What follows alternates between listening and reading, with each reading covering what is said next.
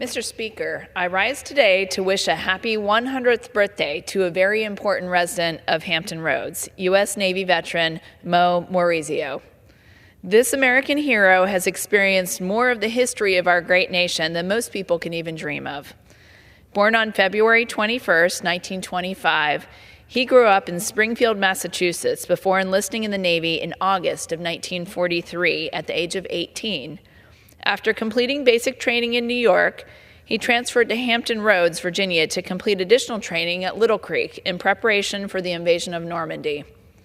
On June 6, 1944, as Allied forces launched the largest amphibious invasion in history, Mo was a part of the first wave of troops to hit the beach on D-Day. After surviving this important first step on the path to liberate Europe, he then deployed to the Pacific Theater.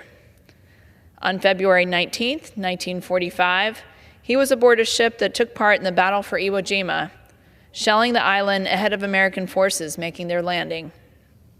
Mo spent his 20th birthday not celebrating, but instead serving our nation by landing troops and supplies during one of the worst battles of the entire war.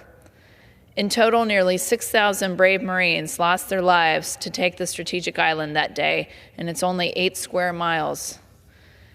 In April, Mo continued his service, this time assisting with the deployment of Marines on Okinawa Island. Months later, when Japan was set to surrender, Mo was among the crew of one of the first ships carrying U.S. troops to mainland Japan.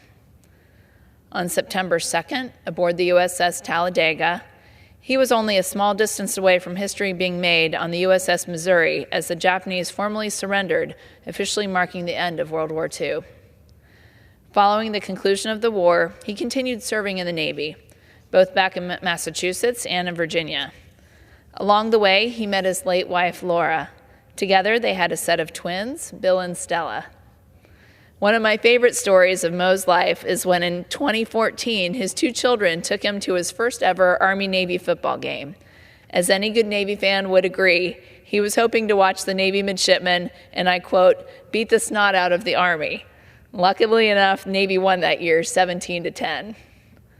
Mo retired from the Navy on June 6, 1966, exactly 22 years after he participated in the invasion of Normandy, but he did not retire from public service. After the Navy, he joined the post office in Hampton Roads, where he worked on behalf of our community for nearly 40 years before retiring at the age of 80 on June 6, 2005, exactly 61 years to the day after D-Day. This past June, at the age of 99, Mo had the opportunity to return to Normandy Beach to commemorate the 80th anniversary of the D-Day invasion with his fellow World War II veterans. I had the honor of meeting Mo with a group of his biggest fans last June at the Norfolk Airport as he returned home from his trip.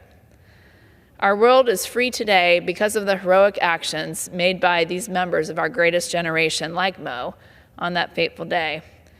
Since World War II, Mo and his family have called Hampton Roads home.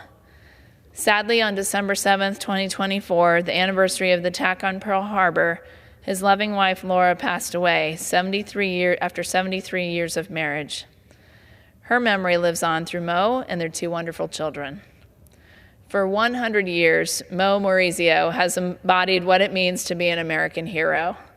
From the beaches of Normandy to the islands of the Pacific to our local community in Hampton Roads, Virginia, Mo has lived through truly foundational moments in our nation's history. We will be forever grateful for all you've done for our great nation, the United States of America. Happy 100th birthday, Mo. Thank you, and I yield back.